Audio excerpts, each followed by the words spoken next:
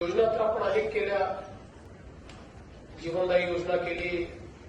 वेगवेगळ्या प्रकारच्या योजना आहेत. पण तरी देखील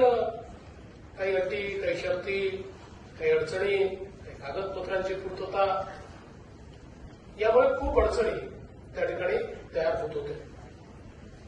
अशातच ओमप्रकाश शेटे यांनी मला भेटून असं सांगितलं की जर मुख्यमंत्री सहायता कक्ष आपण सुरू केला तर रुग्णसेवा चांगल्या प्रकारे करता येईल आणि कुठलाही मोबदला न घेता मी स्वतः संपूर्ण वेळ याच्याकरता द्यायला तयार आहे. यापूर्वी देखील अशा प्रकारचं कार्य ते करत होते आणि म्हणून आम्ही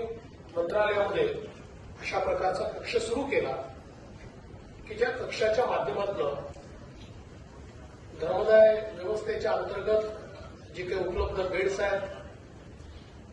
वेगवेगळ्या ठिकाणी ज्या काही चॅरिटीज सुरू आहेत, वेगवेगळ्या फंडातनं जे काही